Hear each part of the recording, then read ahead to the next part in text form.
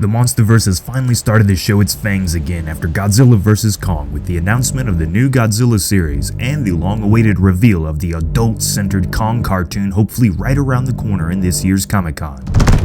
With this blast of hope for the continuation of the monster universe, it's given us the potential to look deeper into the ending of Godzilla vs. Kong. Specifically, the reluctant teaming up of Godzilla and Kong in order to defeat MechaGodzilla. While the two iconic monsters went their separate ways as the movie ended, it left a massive question mark over the thought of these two ever working together again to defeat a greater threat.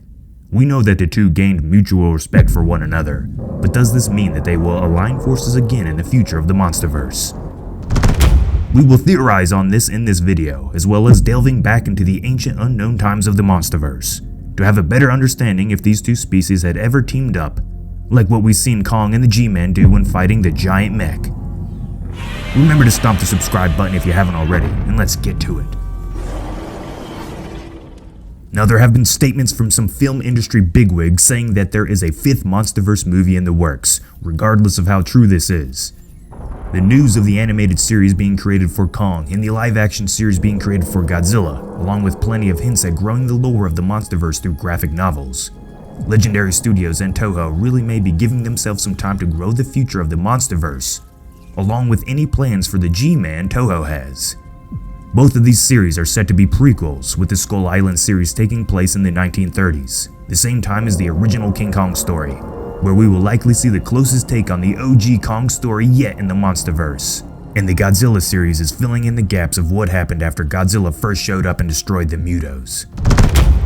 Giving themselves time to make a proper, well-thought-out follow-up to Godzilla vs. Kong is smart. No one wants a rushed monster movie that ends up destroying the momentum that Godzilla vs. Kong has just created for the franchise. This creative business decision has been done many times before in the film and TV industry, using a prequel to give the creators time to perfect or fix some issues in the continuing current story. But us monster fans can't wait forever. So these prequel stories should hold us off until that movie is finally under true production.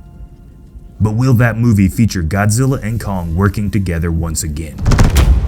In my opinion, I think they should. They spent years growing these two monster characters, and for one of them to just go away for good, it would make all that work seem meaningless. After such massive stakes at hand with Godzilla vs. Kong, it would be hard for the MonsterVerse to go back to a story of something simple like the rumored son of Kong. Kong is a badass and audiences love him, but good luck selling a movie about ape fatherhood to the masses. The movie will need to showcase what would be the most powerful monster yet if he wants to one-up both Ghidorah and MechaGodzilla. And Kong will need help. I doubt we're gonna see much Godzilla in this next movie. However, that doesn't mean we can't get a small cameo appearance.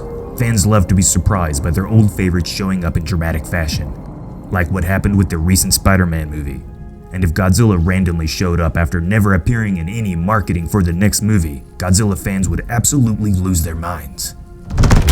There is one challenge presented with this though, and that would be making sure that this teaming up idea wouldn't just be a copy and paste of the last fight in Godzilla vs. Kong, but the extra time given to the writers with these prequel stories keeping the fans happy and interested in the MonsterVerse could be all that is needed to create an amazing story with really clever and an original way of bringing the G-Man back to team up with Kong in some way.